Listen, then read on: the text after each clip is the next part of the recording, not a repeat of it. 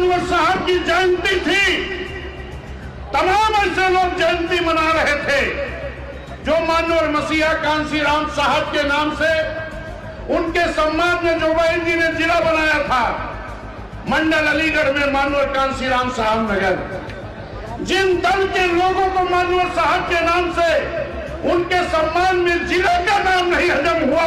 तो मानवर साहब की विचारधारा कैसे लेके चल सकते हैं, ये हमें विचार करने की जरूरत है। तमाम लोग बहुजन समाज पार्टी से जाकर के एमपी एमएलए तो बने हैं, उनको भी एक बार पूछना चाहिए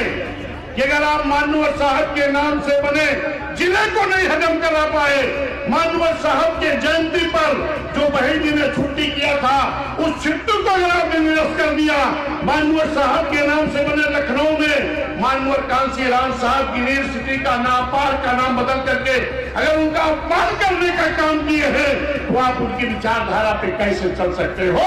ये उन नेताओं को सवाल करना चाहिए जो आज जाकर के कहते हैं कि माननीय अखिलेश यादव जी की शक्ल में हमको कांसीराम दिखाई पड़ते।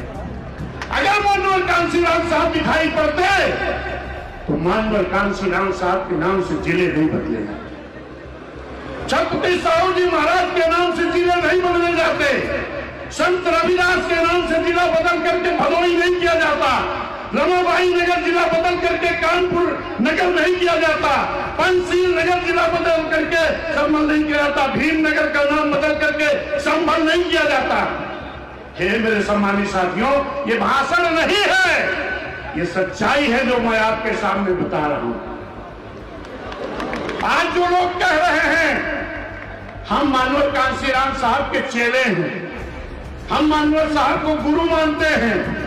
अगर आप मानवर मसीहा, बहुजन समाज पार्टी का गठन किसने किया? बहुजन समाज पार्टी का गठन किसने किया? मानवर मसीहा कांसीराम साहब। अगर मानवर मसीहा कांसीराम साहब के द्वारा बनाई गई पार्टी का अगर आप विरोध करते हो, मानवर कांसीराम साहब के द्वारा एकमात्र उत्तराधिकारी अगर बहन जी बनी उनका विरोध करते हो, तो निश्चित समझ लेना कि किसी ना किसी बड़ी साजिश के शिकार जरूर हो गए हो। समझ रहे हो कि नहीं? मेरे सम्मानित साथियों,